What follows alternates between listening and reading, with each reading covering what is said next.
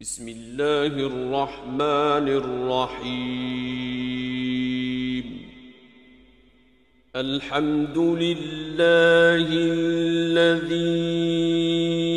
أنزل على عبده الكتاب ولم يجعل له عوجا قيما لينذر بأسا شديدا من لدنه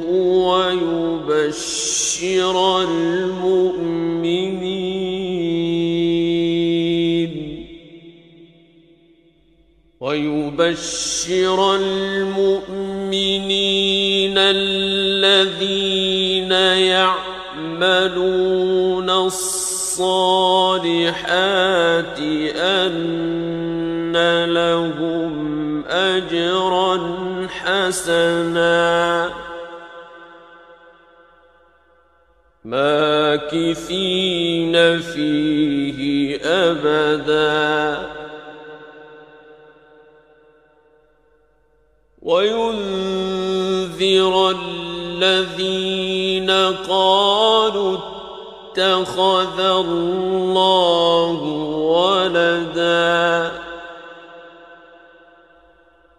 ما لهم به من علم ولا لآبائهم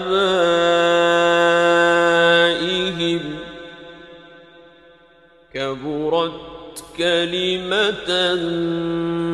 تخرج من أفواههم إن يقولون إلا كذبا فلعلك باخع نفسك على آثارهم إن لم يؤمنوا بهذا الحديث أسفا إنا جعلنا ما على الأرض زينة لها لنبلوهم أيهم أحسن عملا وإنا لجاعلون ما عليها صعيدا جرزا أم حسبت أن أصحاب الكهف والرقيم كانوا من آياتنا عجبا إذ أوى الفتية إلى الكهف فقالوا ربنا آتنا من لدنك رحمة وهيئ لنا من أمرنا رشدا فضربنا على آذانهم في الكهف سنين عددا ثم بعثناهم لنعلم أي الحزبين أحصى لما لبثوا أمدا نحن نقص عليك نبأهم بالحق إنهم فتية آمنوا بربهم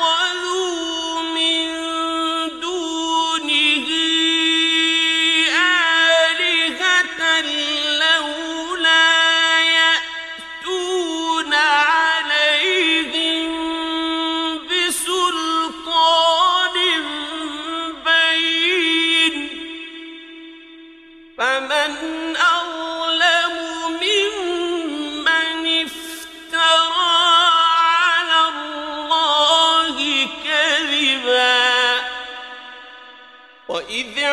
اعتزلتموهم وما يعبدون إلا الله فأووا إلى الكهف ينشر لكم ربكم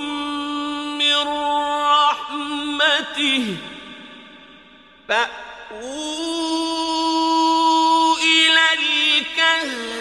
ينشر لكم ربكم من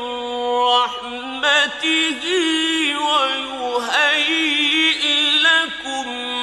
من أمركم مرفقا وترى الشمس إذا طلعت تزاور عن كهفهم ذات اليمين وإذا غربت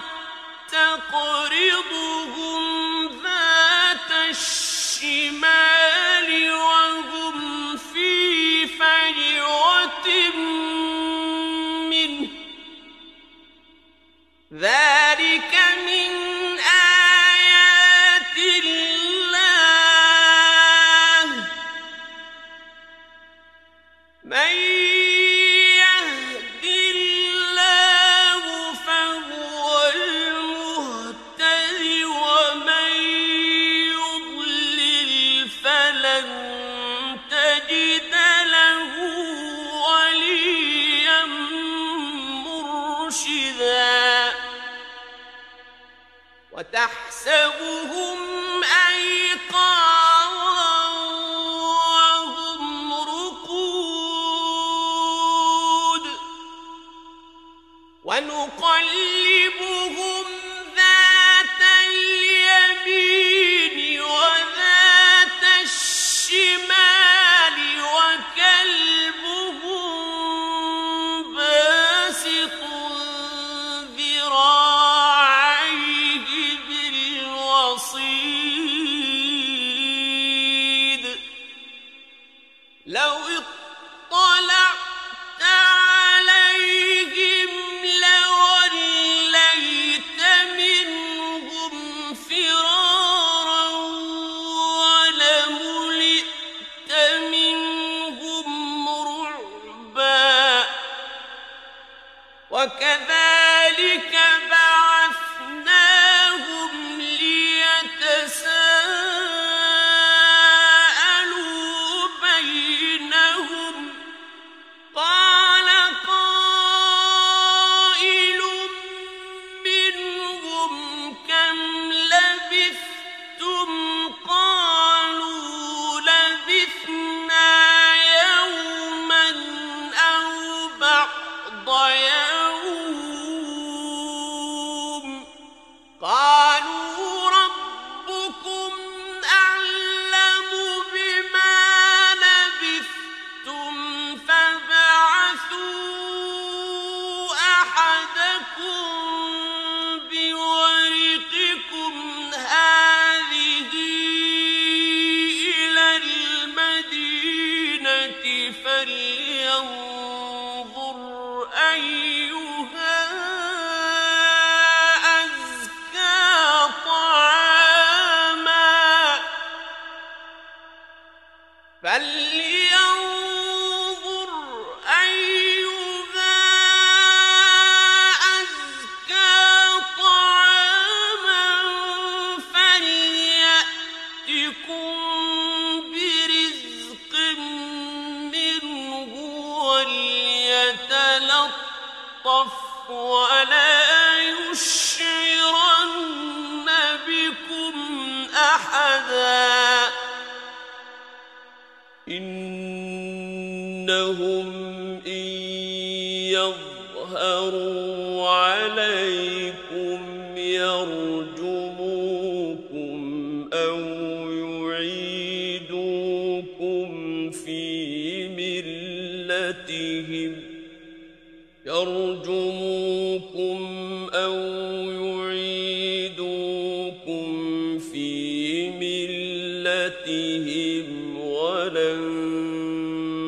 تفلحوا إذا أبدا وكذلك أعثرنا عليهم ليعلموا أن وعد الله حق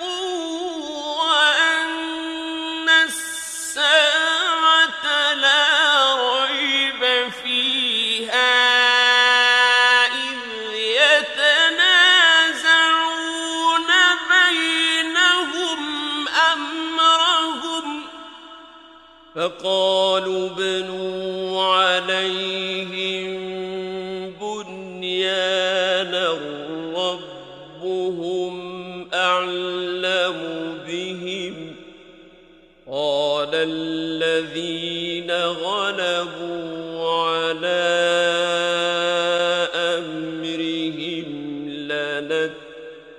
لنتخذن عليهم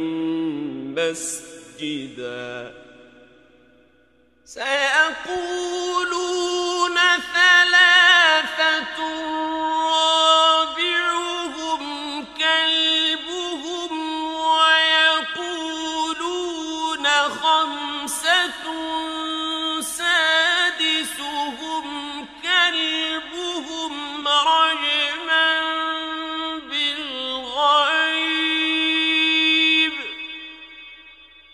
رجما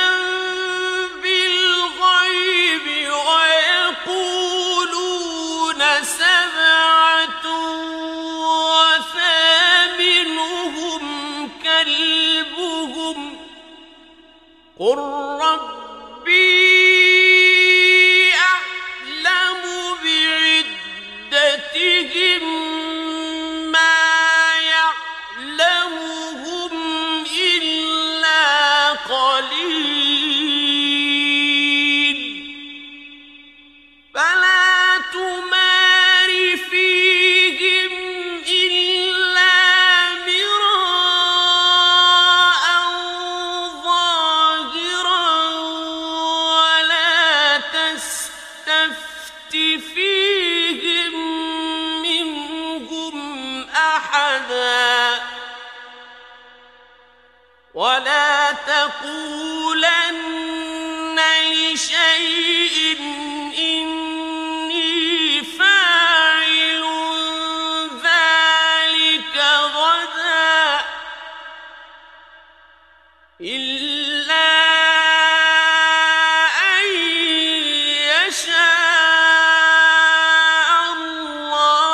الله واذكر ربك إذا نسيت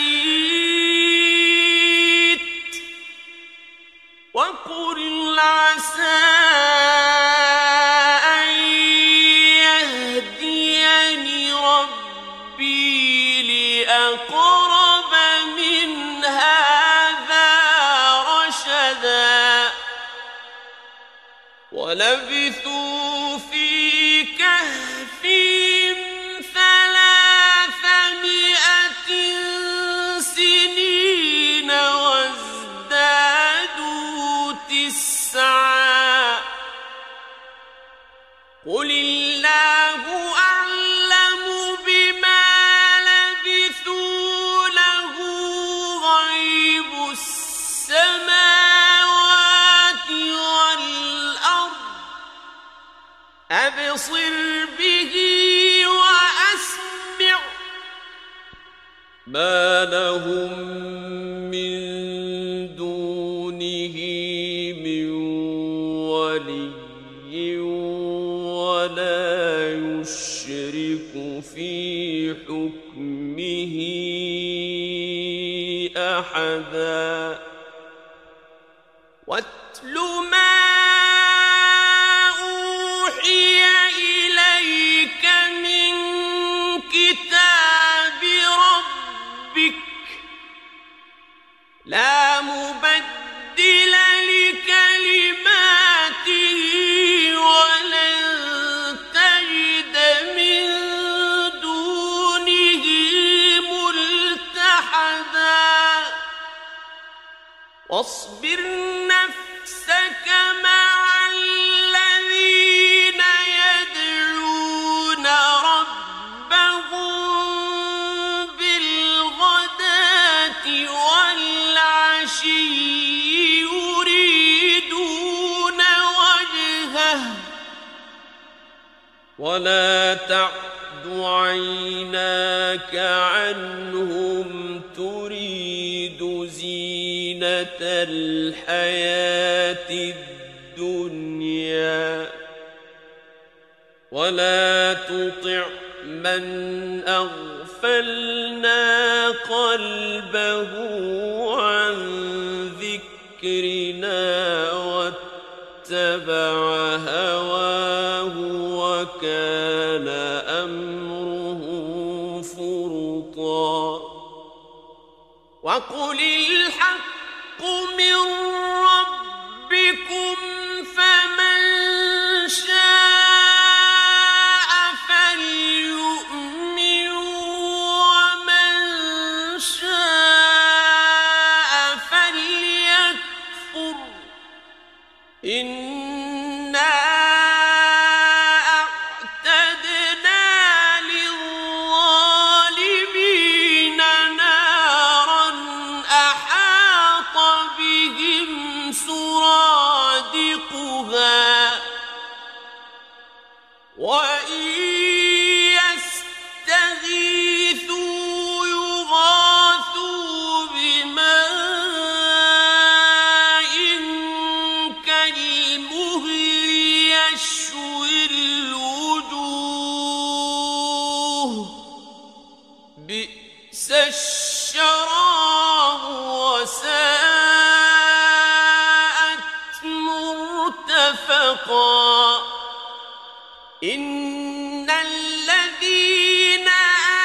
آمنوا وعملوا الصالحات إنا لا نضيع أجر من أحسن عملا أولئك لهم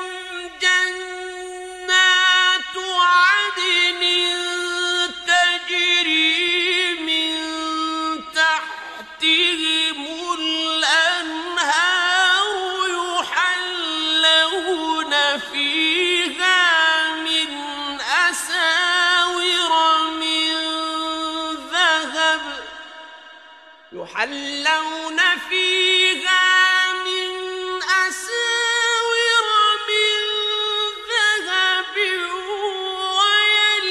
ويلبسون ثيابا خضرا من سندس واستبرق ويلبسون ثيابا خضرا من سندس واستبرق متكئين فيها على الأرائك نعم الثواب وحسنت مرتفقا واضرب لهم مثلا رجلين جعلنا لأحدهما جنتين من أعناب وحففناهما بنخل وجعلنا بينهما زرعا كلتا الجنتين آتت أكلها ولم تظلم منه شيئا وفجرنا خلالهما نهرا وكان له ثمر فقال لصاحبه وهو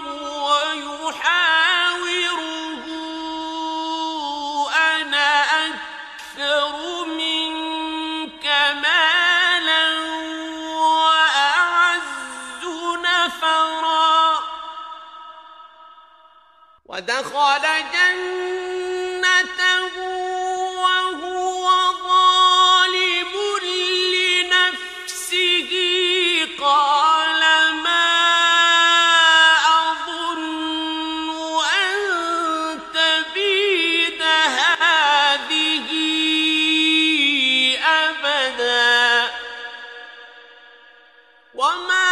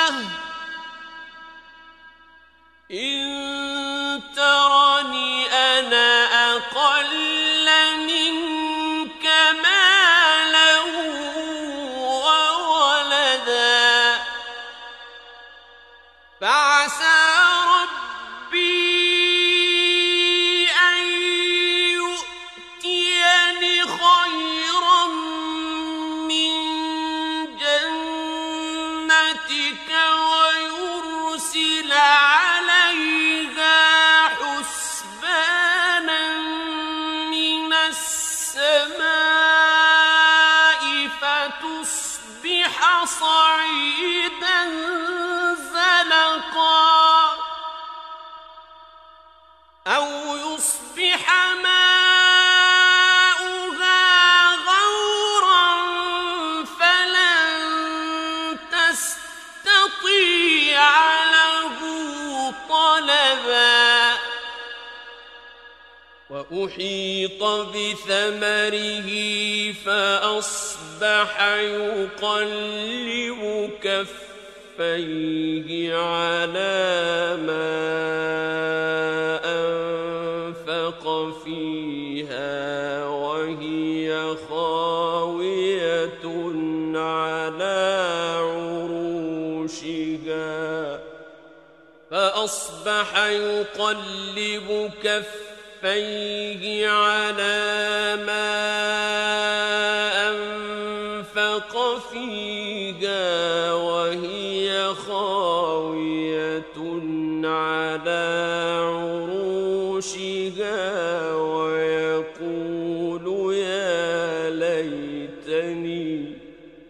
ويقول يا ليتني لم أشرك بربي أحدا ولم تكن له فئة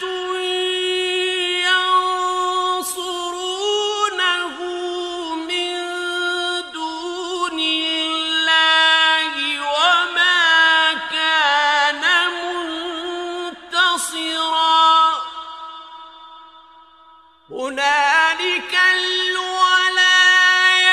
لله الحق هو خير ثوابا وخير عقبا واضرب لهم مثل الحياة الدنيا كماء أنزلناه من السماء فاختلط به نبات الأرض فأصبح هشيما تذروه الرياح وكان الله على كل شيء مقتدرا المال والبنون زينة الحياة الدنيا والباقيات الصالحات خير عند ربك والباقيات الصالحات خير عند ربك ثوابا وخير أملا ويوم نسير الجبال وترى الأرض بارزة وحشرناهم فلم نغادر منهم أحدا وعرضوا على ربك صفا لقد جئتمونا كما خلقناكم أول مرة بل زعمتم أن لن نجعل لكم موعدا ووضع الكتاب فترى المجرمين مشفقين مما فيه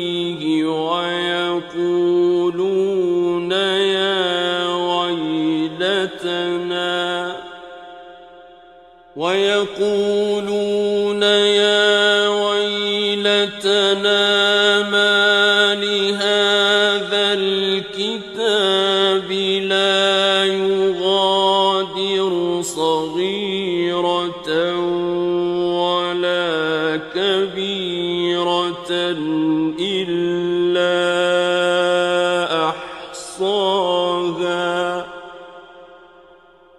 ووجدوا ما عملوا حاضرا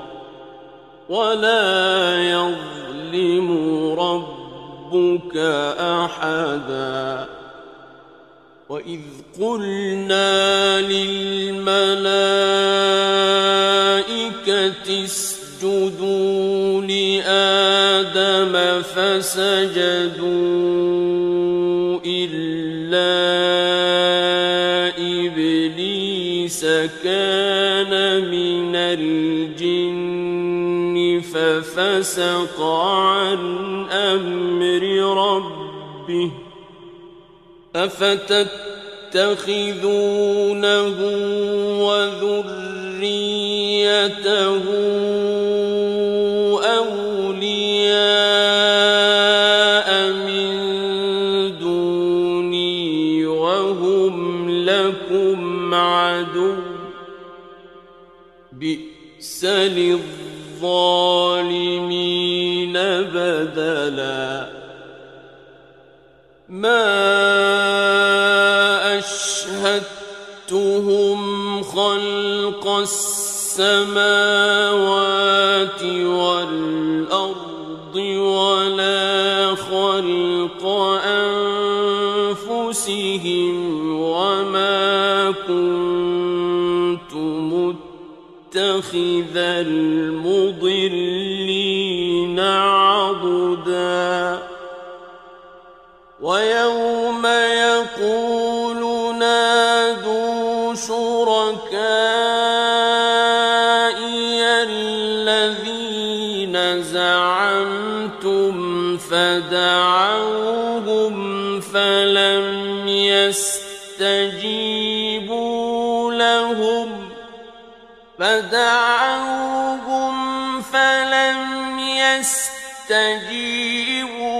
لهم وجعلنا بينهم موبقا ورأى المجرمون النار فظنوا أنهم مواقعوها ولم يجدوا عنها مصرفا ولقد صرفنا في هذا القرآن للناس من كل مثل وكان الإنسان أكثر شيء جدلا وما منع الناس أن يؤمنوا إذ جاءهم الهدى ويستغفروا ربهم إلا أن تأتيهم سنة الأولين إلا أن تأتيهم سنة الأولين أو يأتيهم العذاب قبلا وما نرسل المرسلين إلا مبشرين ومنذرين ويجادل الذين كفروا بالباطل ليدحضوا به الحق واتخذوا آياتي وما أنذروا هزوا ومن أظلم ممن ذكر بآيات ربه فأعرض عنها ونسي ما قدمت يداه إنا جعلنا على قلوبهم أكنة أن يفقهوه وفي آذانهم وقرا وإن تدعوهم إلى الهدى فلن يهتدوا إذا أبدا وربك الغفور ذو الرحمة لو يؤاخذهم بما كسبوا لعجل لهم العذاب بل لهم موعد لن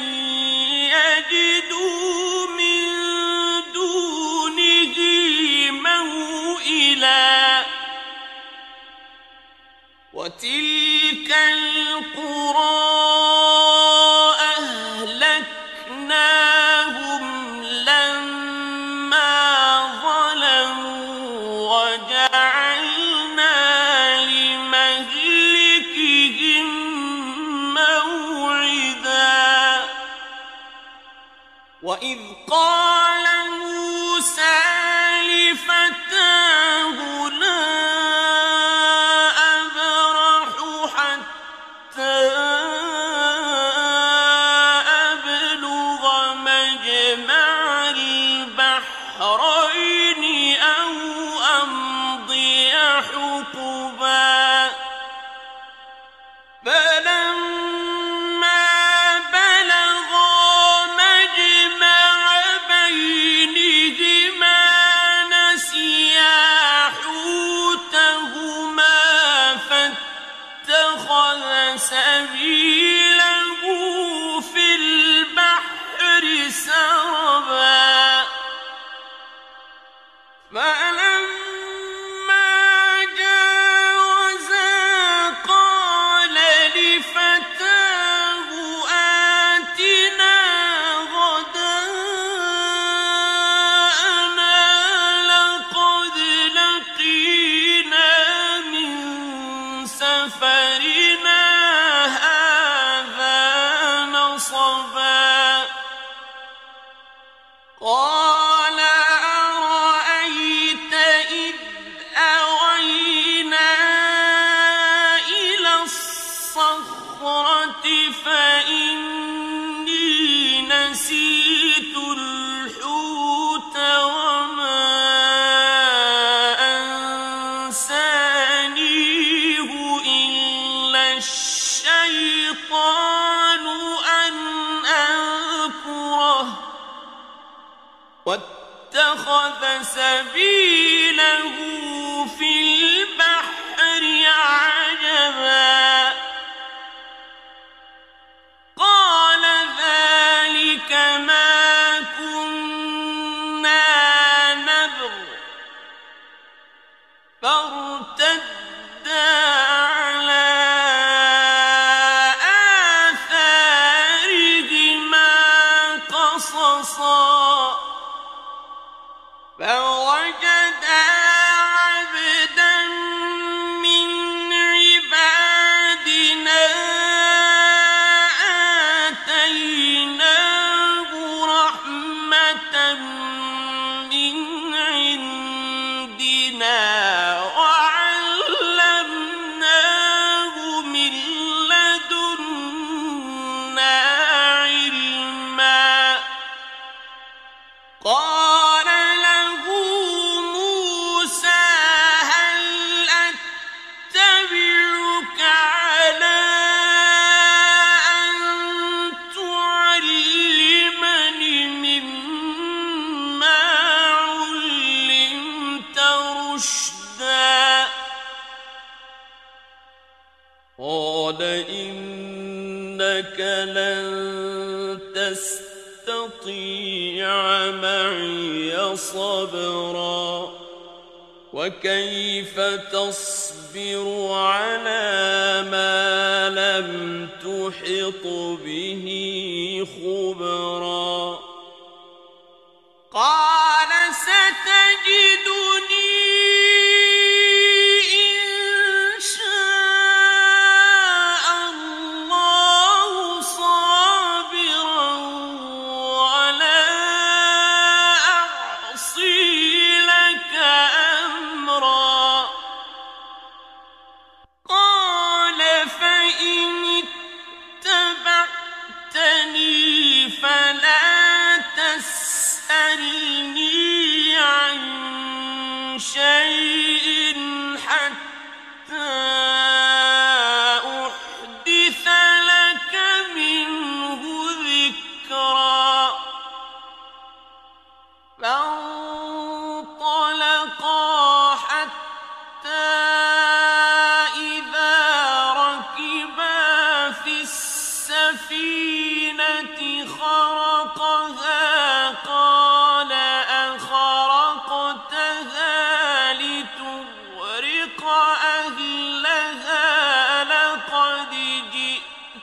شيئا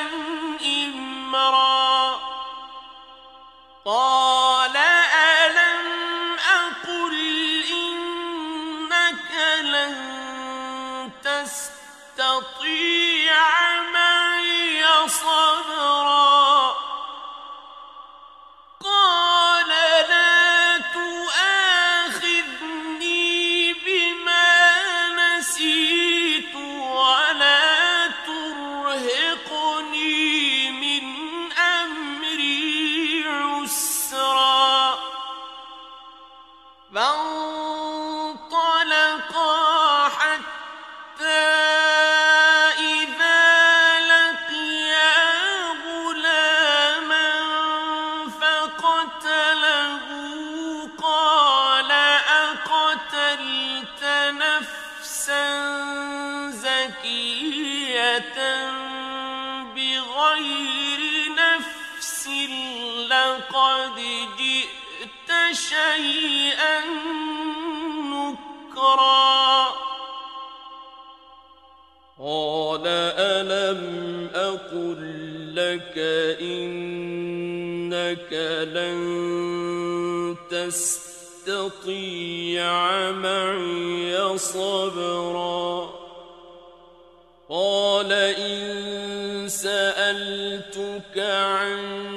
شيء بعدها فلا تصاحبني قد بلغت من لدني عذرا فانطلقا حتى إذا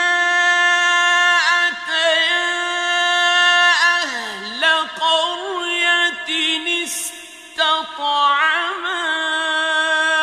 أهلها فأبوا أن يضيفوهما فوجدا فيها جدارا يريد أن ينقض فأقامه قال لو شئت لاتخذت عليه أجرا قال هذا فراق بيني وبينك سأنبئك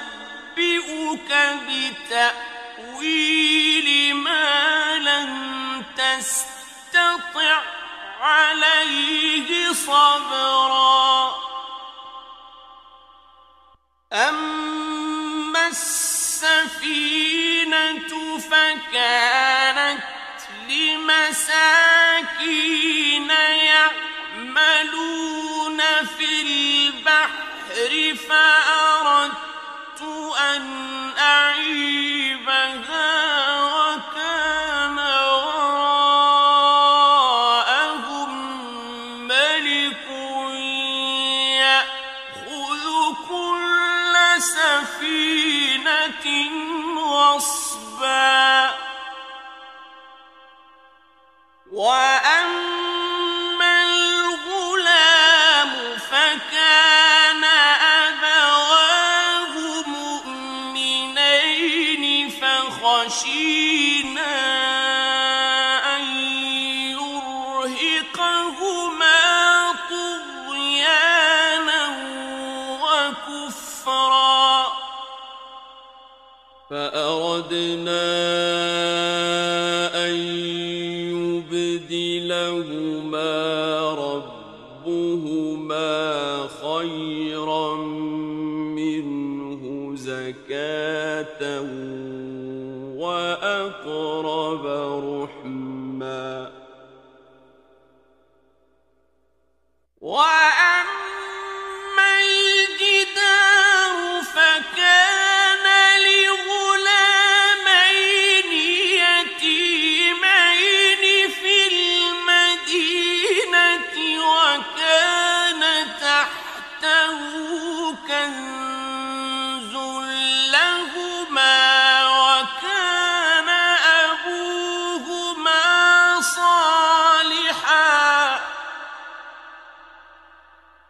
وكان أبوهما صالحا فأراد ربك أن يبلغا أشدهما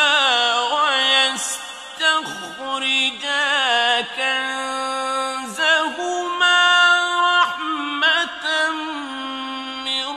ربك وما فعلته عن أمري ذلك تأويل ما لم تسطع عليه صبرا ويسألونك عن ذي القرنين قل سأتلو عليكم منه ذكرا إنا مكنا له في الأرض وآتيناه من كل شيء سببا فأتبع سببا حتى إذا بلغ مغرب الشمس وجدها تغرب في عين حمئة ووجد عندها قوما قلنا يا ذا القرنين إما أن تعذب وإما أن تتخذ فيهم حسنا قال أما من ظلم فسوف نعذبه ثم يرد إلى ربه فيعذبه عذابا نكرا وأما من آمن وعمل صالحا فله جزاء الحسنى وسنقول له من أمرنا يسرا ثم أتبع سببا حتى إذا بلغ مطلع الشمس وجدها تطلع على قوم لم نجعل لهم من دونها سترا كذلك وقد أحطنا بما لديه خبرا ثم أتبع سببا حتى إذا بلغ بين السدين وجد من دونهما قوما لا يكادون يفقهون قولا قالوا يا ذا القرنين إن يأجوج ومأجوج مفسدون في الأرض فهل نجعل لك خرجا على أن تجعل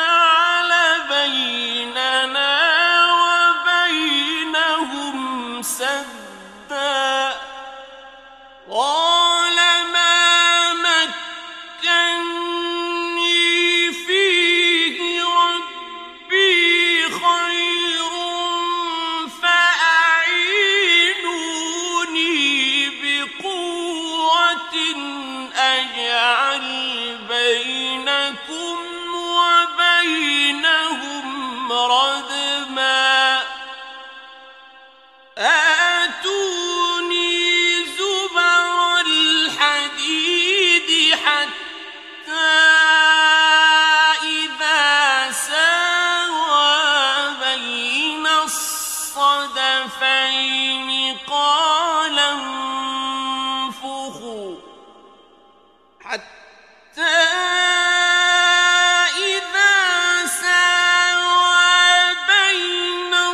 الصدفين قال انفخوا حتى إذا جعله نارا قال آتوني أفرغ عليه قطرا فما استطاعوا أن يظهروه وما استطاعوا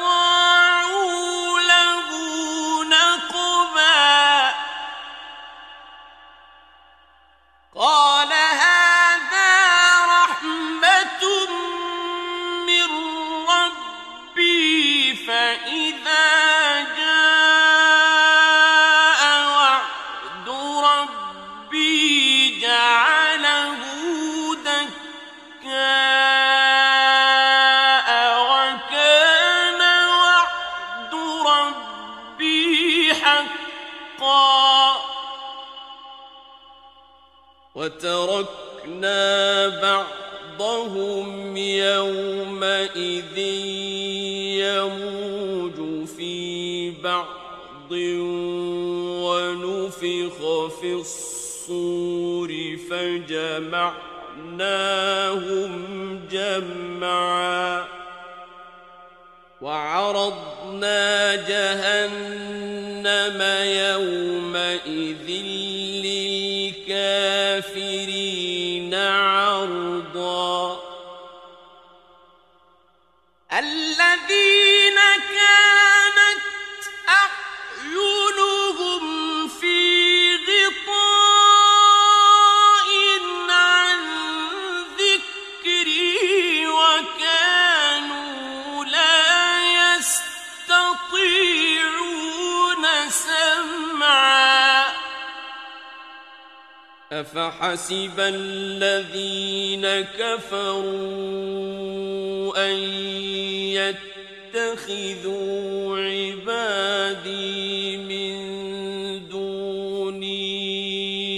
أولياء إنا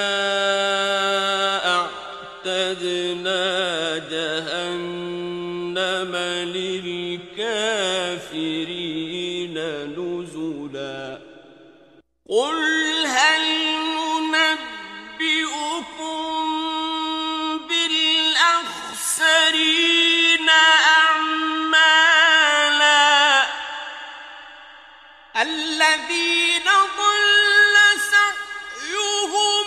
في الحياة الدنيا وهم يحسبون أنهم يحسنون صنعا أولئك الذين كفروا بآيات ربهم ولقائه فحبطت أعمالهم فلا نقيم لهم يوم القيامة وزنا ذلك جزاؤهم جهنم بما كفروا واتخذوا آياتي ورسلي هزوا إن الذين آمنوا وعملوا الصالحات كانت لهم جنات الفردوس نزلا خالدين فيها لا يبغون عنها لا حولا قل لو كان البحر مدادا لكلمات ربي لنفد البحر قبل أن تنفد كلمات ربي لنفد البحر قبل أن تنفد كلمات ربي ولو جئنا بمثله مددا قل إنما أنا بشر مثلكم يوحى إلي أنما إلهكم إله واحد فمن